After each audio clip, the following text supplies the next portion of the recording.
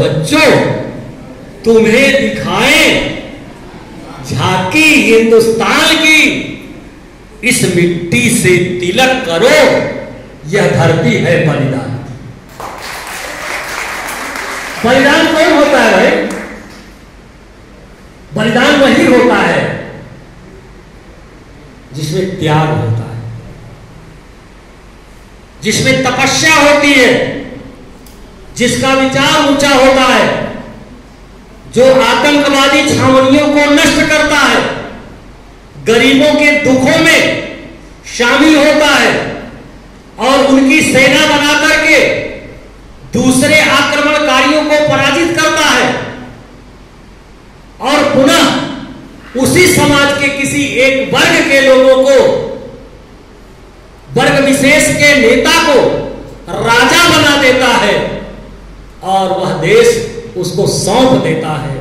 अगर किसी में यह कला थी तो हमारे पुरोधा, हमारे आराध्य प्रभु श्री राम में थी। अयोध्या के वैभव को ठुकराने वाला, राजगद्दी को फुटबॉल की तरह किक करने वाला ऐसा मेरा राम क्या किया? ऐसे मेरे राम अयोध्या की गद्दी को छोड़कर जंगल चले जाते। क्या संस्कृति है भारत की? केवल पिता के कहने पर वो नहीं जाते जंगल। अगर माता ने भी कहा है, सोच लीजिए, हम लोग क्यों पूजा करते हैं? क्यों कहते हैं कि हम यत्र नारस्त पूजन्ते रमन्ते तत्र देवता? नारियों की पूजा इसीलिए करते हैं, देवी, इनका सम्मान जिस घर में होगा वहां देवता वास करेंगे और इनका सम्मान जहां नहीं होगा वह घर मरघट हो जाएगा। ये जान लीजिए, ये भारतीय दर्शन।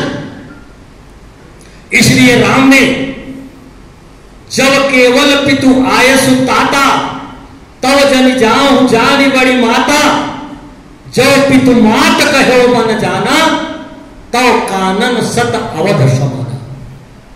तो वह जंगल सैकड़ों अयोध्या के समान है अगर माता पिता दोनों ने जंगल जाने के लिए कहा।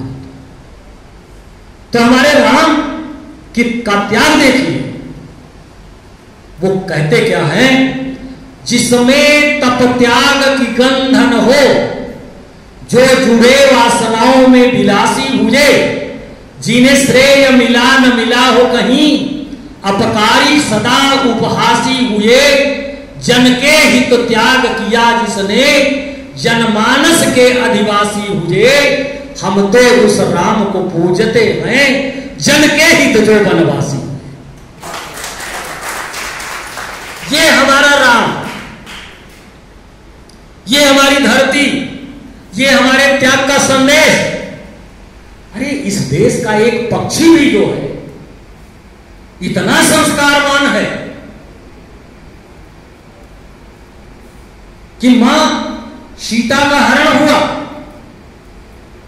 और लड़ गया जाकर के किससे? रावण से, जटायु।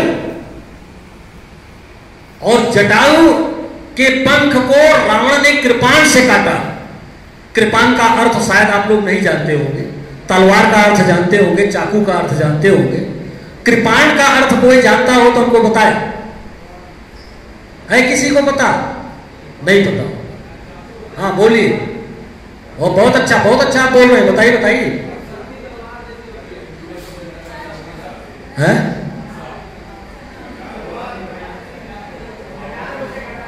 नहीं, देखिए मैं बता रहा हूं, कृपाण वह होता है जिसमें दोनों तरफ धार होती, ऊपर भी नीचे भी।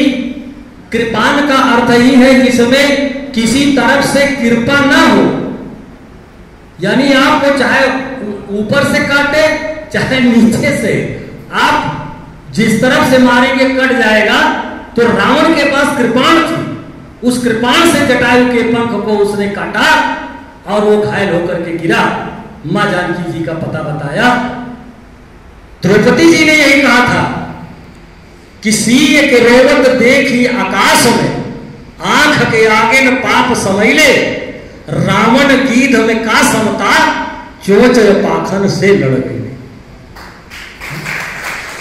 देश है सब लोग ही है, पर उन दिनवा कहवा चली गई ले, एक नारी का लाज बचावे बदे, यह देश बचल गिधवो मरी गई नहीं।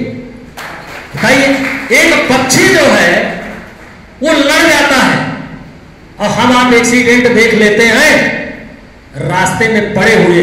अभी मैं हाल ही में जा रहा था, मेरा ये चालक भी साथ में था, एक महिला के मुंह से खून निकल रहा था, एक मोटा आदमी जो बैठा के उसको ले जा रहा था वो तड़प रहा था, एक और तड़प रहा था।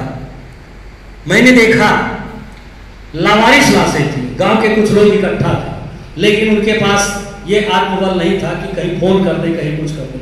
मैंने तुरंत वहां के कोतवाल को फोन मिलाया। मैं यात्रा में जा रहा था, उन्होंने कहा आप कौन है? मैंने कहा मैंने लावारिस लाशें देखी हैं, और आपको मैं बता रहा हूं आपके क्षेत्र की बात है, आप प्रबंधन कीजिए और तुरंत वहां पर भेजिए, अपनी व्यवस्था करिए। हमें लगता है कि आधे घंटे में सारी व्यवस्था वहां पर हो गई और उन लोगों को लेकर के चल। तो मैं कहता हूं हमारी आपकी संस्कृति ये हो जा रही है अब वर्तमान समय में, माफ करिएगा, सड़क पर देखा एक लावारिस लाश, सड़क पर देखा एक लावारिस लाश, कोई न आया उसके पास। देखते ही देखते करंट से एक कौवा मर गया, बिजली के करंट से एक कौवा मर गया, बिजली के करंट से एक कौवा मरा। थोड़ी ही देर में उसके बिरादरी आ गए और उसको लेकर के घर चले गए। बताइए, एक पक्षी में एक मानव में कितना अंतर होता जा रहा है। ये भारतीय संस्कृति हमारी आपको उत्तर दे रही है कि आप मानव बनिए, मानवतावादी बनिए, इंसान बनिए, इंसानियत का पैगाम दीजिए, भारतीय संस्कृति कहती है। और ऐसे दर्शन की तरफ मत जाइए जहां पशुवत संस्कृति हो, पशुवत व्यवहार हो, पशुवत सभ्यता हो। आपको प्रेरित करती है भारतीय संस्कृति। हमारे ऋषियों मुनियों ने यह दिव्य संदेश दिया कि हमने शील की अयोध्या बसानी है, लूट की लंका नहीं बसाने देंगे। सलामत है जब तक मेरे जानतन में मानवता का झंडा कभी झुकने न देंगे। सलामत है जब तक, संकल्प है जब तक मेरे जानतन में भारतीय संस्कृति का झंडा कभी गिरने न देंगे। अगर तुम गलत ढंग से गिर जाओगे तो तुम्हें उठा करके ही हम संकल्प लेंगे, तुम्हें उठा करके ही हम सांस। हमारा काम, हमारा वर्क ये नहीं है let the fools remain as they are, मूर्खों को वैसे छोड़ दो जैसे हैं। नहीं, मेरा काम है उनसे एक बार नहीं 10 बार मिलो, 20 बार मिलो। अगर उनमें पत्थर में परिवर्तन हो सकता है, रसरी आवत जाते सिल पर परत निशान, करत करत अभ्यास ते जड़मत होते सुजा, तो हमें अपने उस मानवतावादी दृष्टिकोण को देना है। भारतीय संस्कृति के संस्कार, रीति रिवाज, सिस्टम, जो भी मैं आपको एक एक पक्ष बता सकता हूं कितने वैज्ञानिक। शादी जब बच्चे की होती है, जो सप्तपदी पढ़ी जाती है, वो कितनी वैज्ञानिक है, मैं उसकी व्याख्या करूंगा तो बहुत समय लग जाएगा। लेकिन मैं बताना चाहता हूं कि हम लोग पूजन में जब देवी देवताओं पर सिंदूर चढ़ाते हैं, उसका वैज्ञानिक कॉन्सेप्ट क्या है? सिंदूर का वैज्ञानिक कॉन्सेप्ट क्या है? सिंदूरम शोभनम रक्तम सौभाग्यम सुखवर्धनम शुभदम कामदम चैव सिंदूरम प्रतिगृहीताम। क्यों कहते हैं? सुखवर्धनम, सुख को बढ़ाने वाला। नवदंपति के जीवन में एक अस्थायीकरण करके पत्नी के दाम्पत्य जीवन की यात्रा को सुचारू रूप से संचालन करने हेतु एक ऐसे रंग को लाया गया, लाल वर्ण के रंग को लाया गया कि हे सूर्य देवता, जो ताकत आपकी रोशनी में है, प्रकाश में है, ज्योति में है प्रातःकालीन वेला की, वही ताकत सिंदूर के माध्यम से युगल के नवदंपति के जीवन में आए और एक दूसरे के सदैव होकर के रहे, इनका मन चंचल न हो। और यदि चंचल रहा हो तो आज से वर्ण करके पत्नी के रूप में उस कन्या का आप चयन कर लीजिए और दोनों लोग संकल्प लीजिए सप्तपदी के माध्यम से। जो सप्तपदी पढ़ाई जाती है, दोनों लोगों को संकल्प दिलाया जाता है वर वधू को। इसके बाद उनके जीवन की मनोकामना, मंगल कामना की जाती है कि उनका गृहस्थ जीवन अच्छा हो। अब आप कहेंगे कि वैज्ञानिक कॉन्सेप्ट तो आपने बताया नहीं।